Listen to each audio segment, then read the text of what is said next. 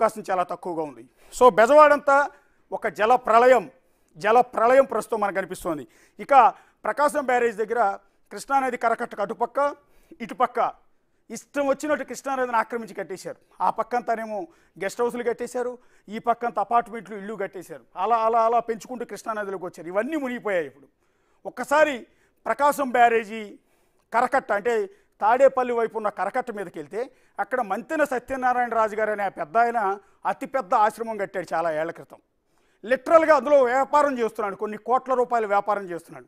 కృష్ణానదిని ఆక్రమించి చట్టాలు ఉల్లంఘించి అధికారుల అండదండలతో చెలరేగిపోయి అతిపెద్ద ఆశ్రమాన్ని కట్టి అందులో అతిపెద్ద వ్యాపారం చేస్తూ ఉన్నాడు. ఆ వ్యాపారం చేస్తున్న మంతెన సత్యనారాయణ ఆశ్రమం అంతా ఇప్పుడు పూర్తిగా నీట మునిగిపోయింది. నీట మునిగిపోతే అందులో చికిత్స కోసం మంతెన సత్యనారాయణరాజు ఆశ్రమంలో చికిత్స కోసం వెళ్ళిన పేషెంట్లంతా ఇదిగో వాళ్ళ దీనమైన పరిస్థితి మీరు ఒకసారి చూడండి, భయానకమైన పరిస్థితి చూడండి. ఏదో రోగం వచ్చింది తగ్గించుకుందామని వెళ్ళిన ఆ పేషెంట్లంతా ఇవాళ ప్రాణాలు అరచేతిలో పెట్టుకుని ఆ విధంగా వాళ్ళందరినీ పై ఫ్లోర్లోంచి కింది ఫ్లోర్లోకి తాళ్ళు కట్టి దింపుతూ ఉన్నారు అధికారులంతా కూడా. కనీసం ఇంత పెద్ద వరద వచ్చింది, ముందస్తుగా అప్రమత్తం కావద్దా? మంతెన సత్యనారాయణరాజు అనే ఆయన అందులోనే ఉంటాడు, అదే ఆశ్రమంలో ఉంటాడు. వాళ్ళందరినీ అలర్ట్ చేసి ఇమ్మీడియట్గా సురక్షిత ప్రాంతానికి తరలించాలి కదా. కృష్ణానదికి ఈ స్థాయిలో వరద వస్తుందని 3 రోజుల నుంచి అధికారులు హెచ్చరిస్తున్నారు కదా. అయినా కూడా ఎక్కడ తన పాపాలు బయటపడతాయో, ఎక్కడ తన ఆక్రమణలు ప్రజలకు తెలుస్తాయన్న ఉద్దేశంతో బహుశా అధికారులకు సహకరించలేదు, వాళ్ళందరినీ తరలించే ప్రయత్నం చేయలేదు. ఇప్పుడు ఆ జనాల ప్రాణాల మీదకి వస్తే దాదాపు 4 అంతస్తులు 5 అంతస్తులు ఉంటుంది ఆ మంతెన సత్యనారాయణ ఆశ్రమం. అది కృష్ణానది నీళ్ళలోనే ఉంటుంది ఒక విధంగా చెప్పాలి అంటే. కృష్ణానదికి వరద తక్కువ ఉన్నప్పుడు ఆశ్రమం కనపడుతుంది, వరద ఎక్కువ వచ్చినప్పుడు ఆశ్రమం మొత్తం మునిగిపోతుంది.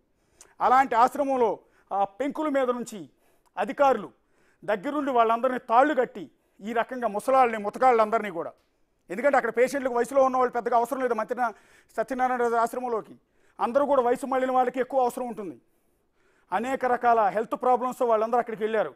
పాపం ఆ వయసులో వాళ్ళకి ఎంత కష్టం వచ్చిందో చూడండి, వాళ్ళందరినీ పైనుంచి కిందకి తాళతో ఏ రకంగా దింపుతున్నారు చూడండి. అక్కడ ఒకసారి మా కొలీగ్ సాయి శంకర్ ఉన్నాడు మంతెన సత్యనారాయణ దగ్గర.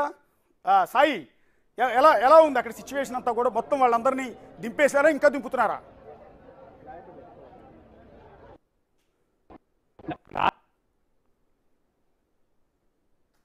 దగ్గరుండి తన యొక్క కర్తవ్యాన్ని నిర్వహిస్తుంటే ఓన్లీ డబ్బే సంపాదన ధ్యేయంగా మంతెన సత్యనారాయణ చేసినటువంటి పరిస్థితి ప్రస్తుతం చూడొచ్చు.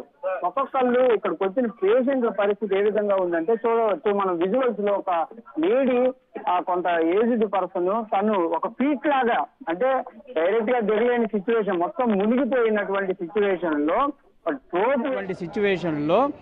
ట్రోప్ వే లాగా ఒక తాడును కట్టి వాళ్ళు వేసినటువంటి నిచ్చెన ఆధారంగా ఆమెను దింపుతున్నటువంటి పరిస్థితులు ఉన్నాయి. వాళ్ళు అసలు బయటపడితే బాబు చూడొచ్చు. ప్రతి ఒక్కళ్ళు కూడా లోపల నుంచి తమ ప్రాణాలు కాపాడుకోవడానికి ఒక కొండలెక్కి దిగుతున్నట్టే, అంటే ఒక బిల్డింగ్ లో నుంచి ఇంకో బిల్డింగ్ లో జంప్ చేసి వాళ్ళు అక్కడి నుంచి ద్వారా కిందకి దిగుతున్నటువంటి సిచ్యువేషన్ చూడొచ్చు. ఒక ముసలి వ్యక్తి కూడా ఇప్పుడు దిగుతున్నారు.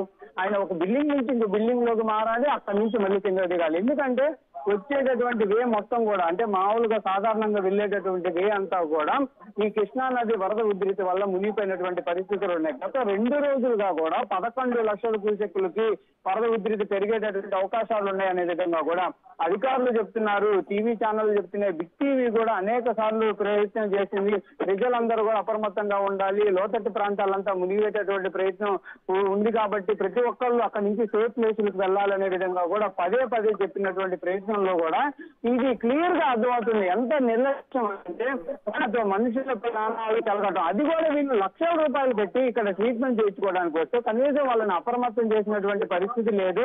వరద ఉధృతుంది, కనీసం మీరు ఇక్కడ నుంచి వెళ్ళిపోవాలనే విధంగా కూడా వాళ్ళకి చెప్పిన పరిస్థితులు లేవు. ఇప్పుడు మాత్రం పీట్స్ చేస్తూ వాళ్ళని కింద దింపుతున్న జరుగుతున్నటువంటి పరిస్థితి అయితే క్లియర్ గా ఈ మంతెన సత్యనారాయణ ఆశ్రమం దగ్గర కనిపిస్తుంది. అధికారులు కూడా ఉన్నారు రోడ్డు అంతా కూడా, ఎందుకంటే ఇదంతా కూడా సెక్రటేరియట్కి వెళ్ళే దారి, రోడ్డు పొడుగును కూడా పోలీసులు డైలీ ఉంటారు. వాళ్ళు కూడా కనీసం అసలు ఇక్కడ ఏం జరుగుతుంది, కొత్త వాళ్ళు వస్తారు, ఈ నిన్న కూడా జాయిన్ అయ్యామనే కూడా కొంతమంది చెప్తున్నారు. స్థానికులు అయితే నిన్నటి నుంచే మేము చెప్తున్నాము, మొత్తం కరకట్ట అనేది చాలా ఉధృతంగా ఉంది అనే విధంగా చెప్పినా కూడా ఆశ్రమంలో ఉన్నటువంటి ఎవరు పట్టించుకున్నటువంటి పరిస్థితి లేదనే విధంగా చెప్తున్నారు. ప్రస్తుతం మనం చూడొచ్చు సిచ్యువేషన్ చాలా వరస్ట్ గా ఇక్కడ ఉన్నటువంటి పరిస్థితులు ఉన్నాయి, చాలా ఇబ్బందికర పరిస్థితులు అయితే ఉన్నాయి అనే విధంగా చెప్పచ్చు. అమ్మ మీరు ఎప్పుడు వచ్చారమ్మా ఇక్కడికి? మామూలు ఎప్పుడు వచ్చారండి? మీరు కాదమ్మా, వాళ్ళు ఇంత పీస్ఫుల్ చేసి మనం దింపేయటం కదా. మీకు చెప్పారా కనీసం ఇట్లా వరద ఉంది ఏంటి అని? వాళ్ళ ఆశ్రమం వాళ్ళు అయినా మీరే ఉన్నారా వరద ఇట్లా ఉంది ప్రవాహం అన్నా కూడా? ప్రధానంగా కొంతమంది మాట్లాడేటటువంటి ప్రయత్నం చేస్తున్నాం. అంటే మీరు ఎప్పుడు వచ్చారు సార్ ఇక్కడికి? ప్రధానంగా వాళ్ళు కొంత సేఫ్ ఫీల్ అవుతున్నటువంటి పరిస్థితులు ఉన్నాయి. ఇక్కడ చూస్తే చాలా మంది తమ ప్రాణాలను కాపాడుకొని బయటకు వచ్చి నిలబడ్డటువంటి పరిస్థితులు అయితే ప్రధానంగా ఇక్కడ కనిపిస్తున్నటువంటి పరిస్థితి ఉంది. ఒక్కొక్కళ్ళు తమ పైనుంచి ఒక రోప్ వే లాగా వేసుకొని వచ్చి బయటకు వచ్చి ఇటువైపు కొంతమందిని ఏమో బోటు ద్వారా తరలిస్తున్నారు. బోటు వేసి లోపలికి వెళ్లి వాళ్ళని బోటు ద్వారా తీసుకొస్తున్నటువంటి పరిస్థితులు ఉన్నాయి. ఒకవైపు కరకట్టేమో ఎప్పుడు ఏ క్షణం ఎట్లా ఉందనేది తెలియనటువంటి పరిస్థితుల్లో ఇంకా వందలాది మంది మనం అపార్ట్మెంట్ లో చూడొచ్చు, వందలాది మంది ఇంకా వెయిట్ చేస్తున్నటువంటి పరిస్థితులు ఉన్నాయి. బయటికి రావడానికి తమ యొక్క వంతు ఎప్పుడు వస్తుంది, ఎప్పుడు దిగాలనే విధంగా కూడా వాళ్ళందరూ కూడా ప్రయత్నం అయితే చేస్తున్నటువంటి పరిస్థితులు ఉన్నాయి. క్లియర్ గా ఇక్కడ ఉన్నటువంటి సిచ్యువేషన్ అనేది చాలా నిర్లక్ష్యానికి, అంటే అధికారులు అప్రమత్తం చేయలేదా, లేకపోతే ఇక్కడ ఉన్నటువంటి మేనేజ్మెంట్ అప్రమత్తం చేయడంలో నిర్లక్ష్యమా, లేకపోతే ఏంటి అనేది కూడా అర్థం కావట్లేదు. సార్ ఎప్పుడైతే సార్ మీరు ఇక్కడికి ఆశ్రమం? నిన్న ఉదయం మరి వాళ్ళు చెప్పలేరు ఇట్లా వరద ఉంది సార్, మరి ఇబ్బంది ఉంటుందని?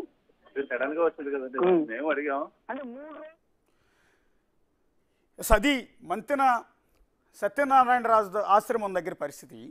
లక్షలు కట్టి ఆశ్రమంలో చేరతారు చాలామంది. కృష్ణానదికి గత 3 రోజులుగా వరద వస్తుంది. గతంలో ఎప్పుడూ లేనంత విపత్తు వస్తుందని అధికారులంతా హెచ్చరిస్తూ ఉన్నారు. సీఎం చంద్రబాబు నాయుడు హెచ్చరిస్తూ ఉన్నాడు. అలాంటప్పుడు నిన్న అందులో ఉన్న పేషెంట్లందరినీ, కొన్ని వందల మంది పేషెంట్లు ఉన్నారు, కోట్ల రూపాయల వ్యాపారం జరుగుతుంది, వాళ్ళందరినీ తరలించాలా లేదా వేరే వాళ్ళకి? ఇది ఎవరు తప్పు? మంతెన సత్యనారాయణ రాజు వీళ్ళందరికీ ఏమని క్షమాపణ చెప్తాడు, ఏమని సమాధానం చెప్తాడు? అదేమంటే ఇప్పుడు ఆ జనాలందరినీ ఆ వరద నీటిలో ఎలా కాపాడాలో అర్థం కాక అధికారులంతా కలిసి ఆ విధంగా తాళ్ళు కట్టి పైనుంచి కిందికి, రేకుల మీద నుంచి కిందికి దింపుతున్న దీనమైన పరిస్థితి, దారుణమైన పరిస్థితి మనకు కనిపిస్తుంది. ఇప్పుడు ఆ పేషెంట్లను చూసి, వాళ్ళ పేషెంట్ల బంధువులు చూసి ఈ దృశ్యాలు చూస్తే ఎంత అల్లాడిపోతారు. సో ఈ రకమైన దారుణమైన పరిస్థితి ఎందుకు వచ్చిందంటే కేవలం మంతెన సత్యనారాయణ రాజు నిర్లక్ష్యం. అక్కడ వాళ్ళందరినీ తరలించకపోవటం వల్ల వచ్చిన ఆయన చేసిన పాపం. ఇవాళ ఉదయం మళ్ళీ మీడియా వాళ్ళు పోయి వాళ్ళందరినీ కిందకి తరలిస్తున్న దృశ్యాలు షూట్ చేస్తూ ఉంటే తన సెక్యూరిటీని పంపించి మీడియా వాళ్ళందరి మీద దాడి చేస్తున్నారు.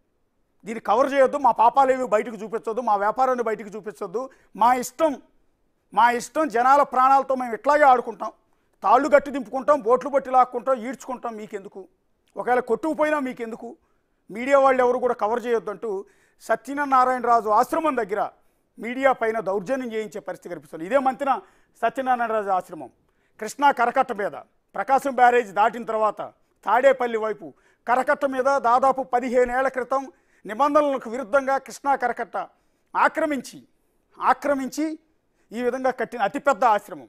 గతంలో దీన్ని కూల్చేయాలని ఆదేశాలు ఇచ్చారు. 2014-19 మధ్యలో తెలుగుదేశం పార్టీ అధికారంలో ఉన్న సందర్భంలో ఇదే మంతెన సత్యనారాయణ రాజు ఆశ్రమం నిబంధనలు ఉల్లంఘించి కట్టారు. ఇది నిబంధనలకు విరుద్ధంగా కృష్ణానది మధ్యలో కట్టారు. సో దీనివల్ల ఎప్పటికైనా ప్రమాదం ఉంటుంది. ఇలాంటి వరదలు వచ్చినప్పుడు ఇంకా ఇబ్బందులు ఉంటాయి, అందులో ఉన్న ప్రాణాలకు ఇబ్బంది కలుగుతున్న ఉద్దేశంతో దీనికి నోటీసులు ఇస్తే తనకున్న పలుకుబడితో, అర్ధబలంతో, అంగబలంతో దాన్ని ఆపిచ్చేశాడు మంతెన సత్యనారాయణ రాజు గారు. అదేమంటే ఉదయాన్నే టీవీలో కనపడే నీతులు చెప్తూ ఉంటారు, ప్రవచనాలు చెప్తూ ఉంటాడు. మరి ఇప్పుడు దీనికి ఎవరు మూల్యం చెల్లిస్తాడు? ఈ విధంగా రోపులు కట్టి, తాళ్ళు కట్టి కిందకి దింపుకోవాల్సిన దారుణమైన పరిస్థితి ఎందుకు వచ్చింది అంటే సమాధానం చెప్పరు, అంతా మా ఇష్టం అంటారు. సరే, ఇక మంతెన సత్యనారాయణ దగ్గర ఆ 100 మందిని అదే రకంగా దింపుతూ ఉన్నారు. వాళ్ళందరినీ ఇప్పుడు ప్రమాదం ముంచుకొచ్చిన తర్వాత వాళ్ళందరినీ కూడా వేరే చోటకి తరలించే ప్రయత్నం చేస్తున్నారు అధికారులంతా కూడా. ఒక్కసారి ప్రకాశం బ్యారేజ్ మీదకి వెళ్దాం. ఇందాకే చెప్పుకున్నాం, 100 ఏళ్లకు పైగా హిస్టరీ ఉన్న ప్రకాశం బ్యారేజ్ ఇప్పటి వరకు కొన్ని లక్షల మంది ప్రజలకు, లక్షల ఎకరాలకు సాగునీటిని కోట్ల మంది ప్రజలకు తాగునీటిని అందించిన ప్రకాశం బ్యారేజీ ప్రమాదకరమైన పరిస్థితుల్లో ఉంది. ఎందుకు అంటే వస్తున్న జల ప్రళయం 10 లక్షల క్యూసెక్కులు పైగా, చరిత్రలో ఎప్పుడూ లేనంతగా 10 లక్షల క్యూసెక్కులకు